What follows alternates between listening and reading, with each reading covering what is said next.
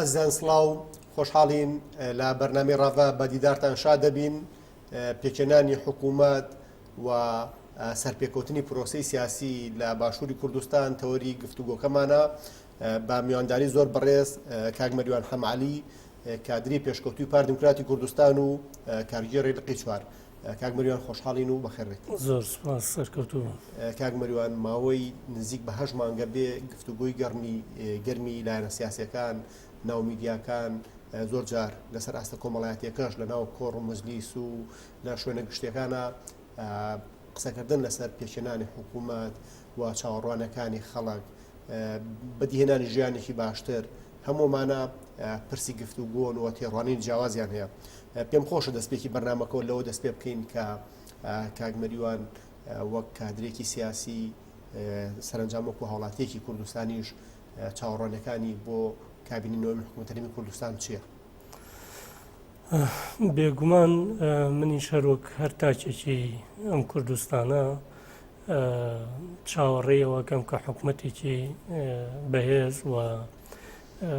دەسەڵاتێک کە بتوانێت سەیطرەی و هەژمونی بگاتە هەموو گوندەکانی کوردستان. وەکو تۆ باست کرد 8 مانگە ئەم حکوومەتە با بڵێن پێک نێنراوە و مناقەشە و گفتوگۆی نێوان لایەنەکان گەیشتۆتە ئەم کاتە لە دنیای حکومڕانی و دەوڵەتداریە وایە هەمیشە حکوومەت کاریگەری ڕاستەوخۆی هەیە لەسەر لایەنەکانی ژیان لە تاک بە تاکی ئەو کۆمەڵگایە و بژێوی ژیانی خەڵک و باڵێن کاروباری بازار ینی واتە لە ڕووی اقتصادەوە لە ڕووی کۆمەڵایەتیەوە تەنانەت لە ڕووی فەرهەنگی و ڕۆشنبیریشەوە. بۆیە چەند ئەم حکوومەتە دوا بکەوێ کاریگەریەکانی بە شێوەی نیگەتیڤ لەسەر ئەو چەمکانە ئەکەوێت. بۆیە زەڕورە و پێویستیشە ینی پێویست نەبوو کە حکوومەتەکە بگاتە ئەم ڕادەیە و تا ئێستاش بمێنێت. بەڵام بەداخەوە واقعی هەرێمی کوردستان بەو شێوەیەیە کە بەداخەوە پێکێنانی ئەم کابینەیە کە ئیشەڵا ئەوەندەی نەماوە بۆی کە ئیتر دەست بەکار بن و کابینەکە بکەوێتە سەر سکەی خۆی نەبواە بگەیشتایەتە ئەم کاتەی ئێستا. کاک مەریوان دوای تێپەڕبوونی ئەو کاتە زۆرە بۆ نمونە لە کابینەکانی ڕابردووە گلەی و گازندەی زۆری حیزبەکان لە نێوان خۆیانە ئەو بوو کە بەشی لە لایەنەکان بەرپرسیارەتیان هەڵناگرت هەر سەربارەوەی کە بۆ نمونە بەشداری حکوومەت بوون بە پۆستی سیادی و بە وەزارەت بە بەشداریکردن لە پڕیاری سیاسیە. بەڵام کاتێک هاتە سەر بەرپرسیارەتی لە دۆخە قەیراناویەکانە ئەوان بەرپرسیار نەبوون. چاوەڕوانیەوەی کە بۆ نمونە یان خوێندنەوە دوایە کە لەم کابینەیە ئەو لایەنانە بە تایبەتی لایەنە سەرەکیەکانی بەشدار لە حکوومەت ئەرکی بەرپرسیارەتی بەرامبەر بە خەڵک بەرامبەر بە کارنامە و دروشمەکانیان بەرامبەر بۆ دەنگانی کە خەڵک لە سندوقەکان هەڵبژاردن بەوانی داوە و متمانی بەوەنداوە. ئەنی خوێندنەوە دوایە کە 4 ساڵی داهات و 4 ساڵی تا ڕادەیەک جیاواز بێت بە تایبەت لە ڕەفتاری حیزبەکانە. وڵای تەمە ناکەین تەمە ناکەم کە وا بێت بەداخەوە ئێمە ئەگەر سەیری ڕابردووی حکوومەتی هەرێمی کوردستان بکەین بە تایبەتی ئەو حکوومەتەی کە فرە ڕنگ بوو ئەو حکوومەتەی کە هەموو پێکاتەکانی کوردستان یان با بڵێن بنکە فراوان بوو بینیمان کە وەرگرتنی بەرپرسیارەتی هەموو لایەک ناچۆ ژێر ئەو بەرپرسیارەتی ئەو هەڵگرتنی ئەو بەرپرسیارەتیەوە. ئەوەی کە ئێستای بینین زیاتر لە دروشمەکانە دیارەوە لە قسە و لە گفتاری لایەنەکانە خوێنینەوە کە جدیەتی تایە. ئەم جدیەتیە دڵخۆشکردنەکەرە بۆ ئەوەی کە ئینسان ئایندەیەکی باشتر ببینێ و جیاوازی ببینێ لەم کابینەیە لە چاو کابینەکانی ترە لە ڕووی هەڵگرتنی بەرپرسیارەت و هەست بە بەرپرسیارەتیکردن لەناو ئەم ئەنجومەنی وەزیرانەیە. هەڵبەت کە لایەنی سەرەکی کە پارتی دیموکراتی کوردستانە هەر لە بیدایەتی هەڵمەتی بانگەشەی هەڵبژاردنیش یەکێک لە دروشمە زۆر سەرەکی و دیارەکانەوە بوو کە حکومەتێکی بەهێز بۆ کوردستانێکی بەهێز پێکەێنین بۆیە ئەبێت ئەم دروشمە بەڕاستی ڕنگ بداتەوە و بەگوێ ئەوەی کە ئەیبینین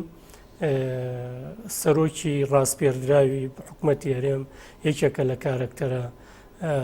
بەهێزەکانی ئەم هەرێمی کوردستان کامەش بۆ خۆی کاریگەریەکی زۆر ئیجابی هەیە لەسەرەوەی کە کابینەکەشی بە هەمان شێوە بتوانێت سەرکەوتوو بێ. کاک مەریوان گیانی هاوبەشی لە حکوومەتە یان ئەوەی کاڵێن ڕۆحی یەکتیمی بەتایبەت لە کابینی هەشتا بەشی لەلایەنە سیاسیەکان ینی ئەو گیانی یەکتیمی و ڕۆحی هاوبەشیان ناپاراست لەو ماوەی گفتوگۆیە لەو ماوەی هەژمانگەیە کە گفتوگۆی لایەنە سیاسیەکانەکرێ لەسەرەوەی کە ئەم حکوومەتە چۆن بێ یعنی گەرەی تەماشا بکەین بە شێوەیەکی گشتی کاتێکی زۆر درا بە گفتوگۆکان و مشتومڕێکی زۆر هەبووە لەسەر کارنامەی حکوومەت لەسەر پشکی لایەنە سیاسیەکان ئەگەر سەیرێکی پێکاتی ئەو لایەنە سیاسیانە بکەین کەوا بڕیارە لەم حکوومەتە بەشدار بن مۆزایەکێکی سیاسی جوان هەیە لەوەی کە هێزی یەکەم و دووەم و سێم بەشدارە بن و پێکاتەکان لەسەر ئاستی تورکمان و مەسیحی و ئەرمەن بەشداری حکوومەتەکە بن ینی ئەگەر تەماشا بکەین مۆزایەکێکی زۆر جوانی سیاسی لەسەر ئاستی پێکاتەکانی کوردستان لەم حکوومەتە بەشدارن ئەکرێ بۆ نمونە ئەمە بە بناغی ئەو دابنین کە هەرێمی کوردستان لە ڕێگەی کابینەوە لە ڕێگەی ئەو گفتوگۆ و کاتپێدانەیە زۆرەی کە هەیە و سەرنجامیش ئەوەی کە بۆ نمونە 67 کەس لە پەرلەمان بۆ دەنگدان بە سەرۆکی حکوومەت یان ناوزەتکردنی سەرۆکی حکوومەت ئامادە بێ و پێچێت نزیک بە 90 دەنگ بهێنێت سەرۆکی حکوومەت و کابینەکەی ینی کە زیاترەکان لە 2 لەسەر 3 دەنگەکانیش ینی هەمومانەوە ئاکات بۆ نمونە جۆرێک لە دڵنیایی یان جۆرێک لە سەقامگیری دەرونی بۆ خەڵک بگەڕێنێتەوە بەتایبەت دەگەرمە تەماشا بکەین لە 4-5 ساڵی ڕابردوو خەڵک لە دۆخێکی دەرونی خراپە بووە دۆخی دارایی و ئابووری خەڵک باش نەبووە و سیستەمی ژیان بە شێوەیەکی گشتی بە هۆکاری هاتنی داعش بە هۆکاری بڕینی بوجا بە هۆکاری قەیرانە دارایەکانەوە هەرێمی کوردستان جۆرێک لە تەراجعی هەبوو یا جۆرێک لە وەستان و چەقبەستنی هەبوو ئەکرێ بۆ نمونەوە تەماشایەوە بکەین کە ئەم کات پێدانە زۆرە ئەم گفتوگۆ تاقەت ڕوکێنە و ئەم مۆزایەکەی کە لە پێکاتی کابینەی نوێی حکوومەتی هەرێمی کوردستان وا بڕیارە هەبێت بە جۆر لە جۆرەکان زامنی ژیانی خەڵک بکاتەوە. ئەگەر ئێمە ڕازگۆ بینوان دێواقییانە سیرکەین ئەم کاتە زۆرە هەموو لایەنەکان نابێ بە یەک چاو تەماشا بکرێن هەڵبەتە بە جیاوازیەکی زۆر لە مناقەشە و گفتوگۆکردن بۆ پێکێنانی حکوومەت گەیشتۆتە ئەم کاتەی ئێستا بەڵام خۆکابینەی پێشوش کابینەی بنکەفراوان و بریتی بوو لە پێکاتەی هەموو تقریبان هەموو لایەنەکان هەرێمی کوردستان بەشدار بوون تایە بەداخەوە لە کوردستان یا با بڵێن بە جۆرێک لە شەرقی ئەوسەد لەبەرەوەی کە ئەو کارکتەرانەی کە ڕۆڵی حکومڕانی و حکوومەت ئەگێڕن زیاتر لەوەی کە مۆرکێکی گشتی وەرگرن مۆرکی حیزبەکانیان هەر پێوانەوەی هەندێک جار لە بڕیاری حیزبیش ئەچێتە دەرەوە بچێتە سەر بڕیاری شەخصی یعنی کەسێک ئەندامی مەکتەبی سیاسیەک قەرارەدا لەسەر شتێک ئەو وەکو کارکتەرێکی چۆن بڵێم جێبەجێی ئەو فەرمانە ئەکات هەتاوەکو لەم قاوغە بەداخەوە هەتاوەکو لەمە نەچینە دەرەوە و کارکتەرە سەرەکیەکانی کە بەشدارن لە پرۆسەی سیاسی و ئیداری حکوومەتی هەرێمی کوردستان و هەموو هەوڵ و تێکۆشانیان هەوڵ و ماندووبوونەکانیان لە پێناوی سەرخستنی کابینەکەیان نەبێت پێم وایە هەمان شت دووبارە بێتەوە بەڵام بەو پێودانگەی کە جۆمان لێ و بینیمان ئەو هاوهەڵوێستی و ئەو تیمەی کە لە پەرلەمانی کوردستان بۆ دەنگدان لەسەر ڕاستپاردنی جەنابی سەرۆکی حکوومەت ئەتوانین ئەوە لێک ینی چاوەڕوانی ئەوە بکەین کە پشتگیریەکی باش ئەبن بۆەوەی کە ئەم حکوومەتە سەرکەوتوو بێ و ئەم حکوومەتە بتوانێت لە ئایندە بەرپرسیارەتی زیاتر هەڵبگرێ. ئەمە لەلایەکی کەشەوە بەڕاستی ئەو وەزعانەی کە لە ئەو بارودۆخانەی کە لە ڕابردووە ڕوویاندا و ئەو هەموو نەهامەتی کە بەسەر خەڵکی کوردستان هات ئەمانەش هۆکارێکی تری زەقن کە ئەو لەوێت بۆ ئەم حکوومەتە یان بە شێوازێکی کە ئەرکی ئەم حکوومەتێک تازە ئەرکێکی ئاسان نابێت. بۆیە دەبێت ئەو تیمەی کە لە حکوومەتەن بەڕاستی لێبڕانەوە یان بە شێوازێکی خۆنەویستانە ئەبێ کار بکەن بۆ ئەوەی کە هیچ نەبێ بتوانن ئەو کاریگەریە خراپانی کە ئەو چەند ساڵە لە سەرتاچی کورد لە ڕووی بشێوی ژیان لە ڕووی بژانەوەی بازار لەسەر ژێرخانی ئابووری و پەیوەندیەکانی هەرێمی کوردستان لەگەڵ بەغدا و جێبەجێکردنی بەند بە بەندی خاڵە دەستوریەکان ینی ئەم حکوومەت و پەرلەمانی هەرێمی کوردستان ببێتە فاکتەرێکی گوشاری بەهێز کە ئەمەش بە یەک تیمی ئەکرێ بە یەک دەنگی ئەکرێ بەوە نابێت کە حکوومەت وەکو حکوومەت خۆی پیشان بدا بەڵام لەو لاوەلایەنێکی سیاسی حیزبێکی سیاسی بە جۆرێکی کە بە ئاوازێکی کە لەگەڵ بەغدا بخوێنێ. ئەگەر ئێمە تەماشا بکەین لەم ماوەی چەند هەفتەیی ڕابردووە لە هەر هەواڵێک کاریگەری ڕاستەوخۆی لەسەر خەڵک تاک بە تاکی خەڵک و لەسەر بازار هەبوو. ئەو ڕۆژەی کە سوێندی یا سەرۆکی هەرێمی کوردستان سوێندی خوارد ڕاستەوخۆ کاریگەری کرد لەسەر بازار. ڕاستەوخۆ ئەگەر تەماشای خەڵک دەکرد بە جۆرێک مطمئین بوو بە جۆرێک هەستە کرد کە ئەمە جۆرێک لە دڵنیابوونی تیابیندێ. ئەو ڕۆژەی کە سەرۆکی ڕاستپێردراوی حکوومەت بۆ حکوومەتی داهاتوو ڕاستپێردرا دیسانەوە ئەبینی کە بە جۆرێک لە جۆرەکان خەڵک گەشتبینیەکی پێوە دیارە بەداخەوە لە دوای ئەوە کە لێدوانێک ئەدرێ کە تەسریحێک بە جۆرێک ئەدرێ سیرەکەی خەڵک بێتاقەتە بێ لەوەی کە دیسانەوە لێدوانێکی ژەهراوی لێدوانێکی دوور لە پێکەوە ژیان و دوور لە یەکتر قوبوڵکردن سیرەکەی بە جۆرێکی کە ئاراستەکە یان بێ ئەمەلی بێ ئومێدی لای خەڵک دروست دەکاتوانێت. لە سیاقی وەڵامەکەتا یعنی هەستم کردەوەی کە بەڕێز دووبارە جۆرێک لە دوودڵیت هەیە جۆرێک لە گومانت هەیە لەوەی کە بەشێک لەو هێزانەی کەوا بڕیارە لە کابینەوەی حکوومەتی هەرێمی کوردستان بەشدار بن کە ڕەنگە بەشێک لە ئەزمونە تاڵەکانمان بەبیر بهێننەوە لەوەی کە ئەگەر خەڵکانێکیان هەبێ یان بەشی لە کەوادری سیاسی و سەرکردایەتیەوان لە حکوومەت بەشدار بن بەڵام بەش لە پەرلەمانتارەکانیان بە تایبەتی لە بەغا دژی بەرژۆندەکانی خەڵکی کوردستان دژی ئارامی دژی سەقامگیری دەرونی خەڵک دژیەوەی کە خەڵک جۆرێک لە دڵنیایی هەبێت ئەوان دووبارە مامەڵە بکەن ینی ئەمە هەز ناکەی بۆ نمونە دۆخێکی خراپ بێت ئەوەی کە بەشێ لە حیزبەکان لەسەر ئەم ستایل لە منەهجە سیاسی خراپە هەم خۆیان پەروەردە کرد و هەم بەشی لە کادرە سیاسەکانیشیان پەروەردە بوون کە بەردەوام ینی ئەگەر بۆ نمونە لە هەرێمی کوردستان جۆرێک لە پێشکەوتنیش هەبێت جۆرێک لە گەشەسەندنیش هەبێت ڕێکەوتنی لایەنە سیاسیەکان هەبێت حکوومەت لە پێچێنان نابێ سەرۆکی هەرێم سوێن بخوا پەرلەمان چالاک بێ یاسا دەربکا بتوانێت بارکە قانونەکانی خۆی هەسێ بەڵام بەشێک لە نخبەی سیاسی پەروەردەکراوی بەشی لەو حیزبانە دووبارە ئەتوانن ببنە هۆی ناسەقامگیری نادڵنیایی و قەلەقی و دوودڵی و گومان لای خەڵک هەر چەکەرە بکە و بەردەوامی هەبێت. بەداخەوە ینی ئەمە بە مەسلەی نەخوێندنەوە و نەپێشببینیە ینی مەسلەیەکی ئەمە تەجروبەمان لەگەڵ ئەم وەزعانەیە هەیە. ینی تۆ لە کاتێکە کە دانوستانت هەیە و هەنگاوێکی زۆر باش لەگەڵ کابینەی دکتۆر عادل عەبدولمادی چوویتەتە پێشەوە هەندێک لێک تێگەیشتن تا ڕادەیەکی ئەوەی کە چاوەڕێی ئایندەیەکی باشی لێکرێ لەو لاوە چەندەندان پەرلەمانێک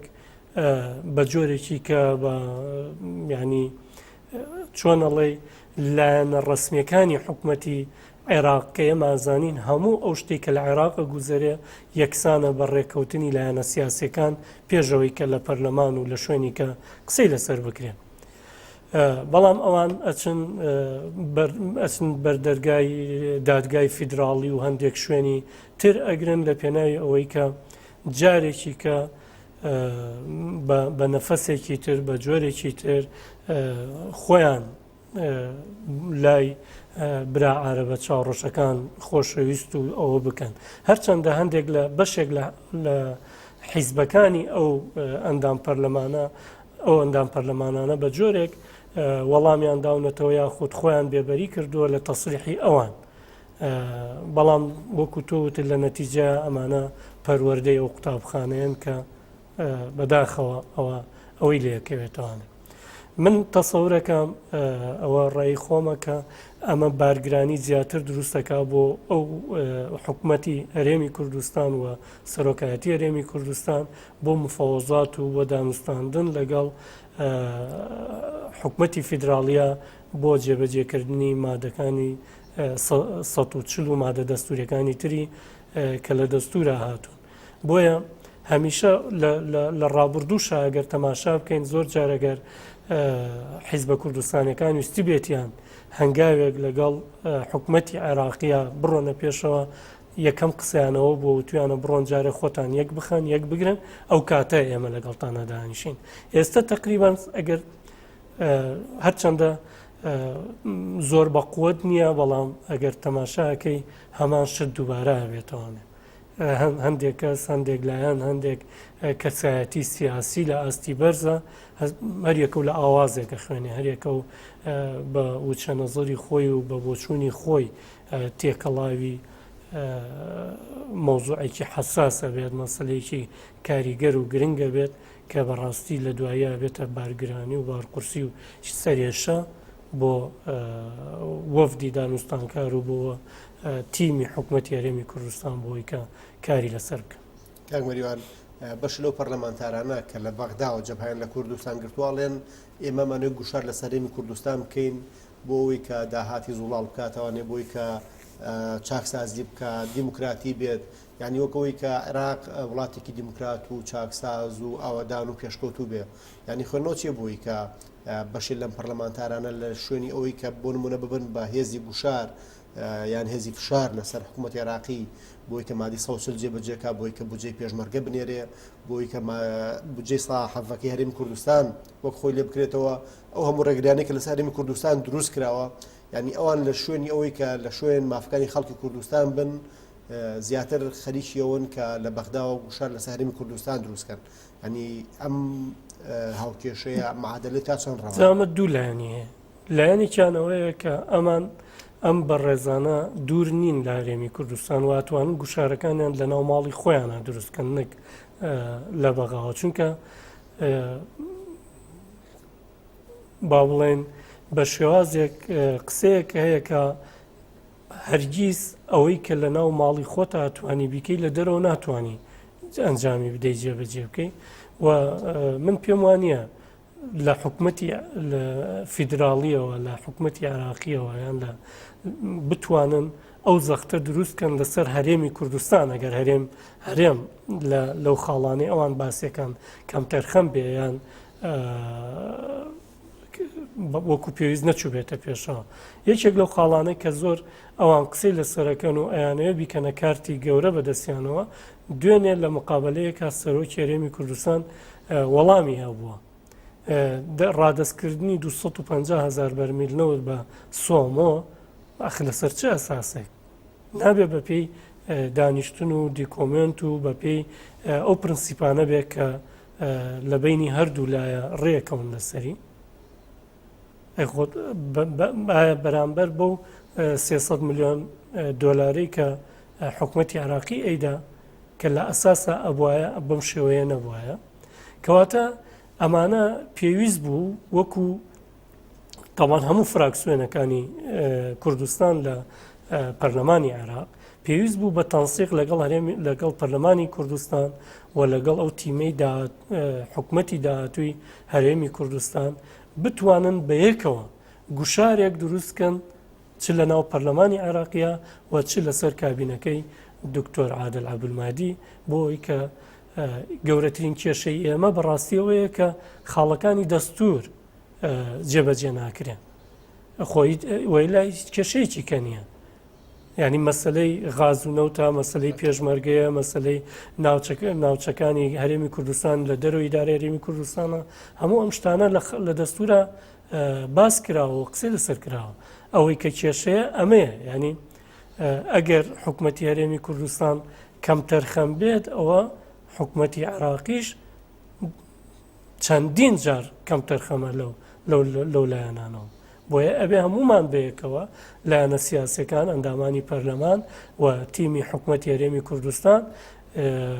و پەرلەمانی کوردستان و نوێنەرانی کورد لە پەرلەمانی عێراق ئەمانە هەموو بن بەیەک ئەبێ بەیەکەوە ببنە هێزێکی گوشار لەسەر حکوومەتی عراقی و پەرلەمانی عراقی تاوەکو ئەو مادە دەستوریانە جێبەجێ بکرێت. کاک مەریوان پێوەست بە پێچێنانی حکوومەتی هەرێمی کوردستانەوە بەشێک لەو پەرلەمانتارانە بەشێک لەو میدیانی کە میدیا حیزبین و زۆر زار خۆیان بە ناوی ئەهلی و بێلایەن و ئانا ئاناسێنن ڕخنەوەیان هەیە کە ئەم حکوومەتی کە پێکەێنرێ حکوومەتێکی پارتیانەیە و پارتی دەستی بەسەراگرتووە ینی وەڵامیەوە چییە بۆی کە ئەم حکوومەتە تا چەند حکوومەتی خەڵکی کوردستانە و چەند گزارش لە هێز و لایەنە سیاسەکانی تریشەکە ئایا بەڕاست ئەمان لەسەر حەقنەوە کاتێک کاڵێن بۆ نمونە حکوومەتێکی پارتیانێ و پارتی بارەزوی خۆی دایڕشتووە ئەگەر واقعی هەرێمی کوردستان نەخوێنینەوە و سەیری واقعی هەرێمی کوردستان نەکەین پارتی دیموکراتی کوردستان بۆ دەنگەی کە هێنایەتیە وایە بە تەنیا حکوومەتی تەشکیل کردایە بە پێی ئستحقاقی هەڵبژاردن و زۆرینەی دەنگەکانی کە بۆ پارتی دیموکراتی کوردستان چووە ئەسڵەن ئەگەر لەلایەکەوە تەماشاکەیت و ئەو واقعات تەماشانەکەی پارتی بە جۆرێک لە جۆرەکان لەوانەیە غەدری لە دەنگدەرانی کردبێن بەڵام هێشتا زووە بۆەوەی کە ئێمە بڵێن حکوومەتێکی پارتیانە بێ چونکە لە کارنامەی داهاتووی حکوومەتی هەرێمی کوردستانە کە بریتیە بێت لە تێکەڵ کێشکردن و تێکەڵکردنی بەرنامەی هەڵبژاردننی ئەو لایەنە بەشداربوانەی کە بەشدارە بن لە کابینەی داهاتوو پێم وایە بۆ ئەمەش لیژنەیەک پێکاتووە کە بەرنامەی کاری حکوومەتی هەرێمی کوردستان بۆ داهاتوو بنووسنەوانێ کە بریتیە بێت لە پرۆژەی هەر هەموو ئەو حیزبانەی کە مشارەکەکەن لە حکوومەتی هەرێم و کابینەی داهاتووە بۆیە جارێ زووە بڵین کە حکوومەتەکە حکوومەتێکی پارتیانە بێ و ئەو حیزبانەی کە بەشدارن بە حەجم و ڕێژەی دەنگەکان و حەجمی خۆیان حەقی خۆیان ئستحقاقاتی خۆیان وەرەگرن پێم وانی ئەوان بۆ شێوەیە قوبوڵیکەن کە حکوومەتەکە بە تەواوەتی ئەجندای پارتی بەسەرەوە زاڵ بێ. کاک مەریوان بەرەو کۆتایی بەرنامەکە ئاچین پێم خۆشە جەناب بە دۆکو کادرێکی سیاسی ئومێدێک یا هیوایە کە بینی لەوەی کە 4 ساڵی داهاتوو 4 ساڵی هەرێمێکی کوردستانی ئارام سەقامگیر ئاوەدان و داخوازەکانی خەڵک لەسەر مێزی حکوومەت بێ بۆ ئەوەی کە وەڵامێکی ڕاستەقین و واقعیانەی داخوازەکانی خەڵک بدرێتەوە. من بەش بە حاڵی خۆم زۆر گەشتبینم و تەسەورەکەم و 4 ساڵی داهاتووە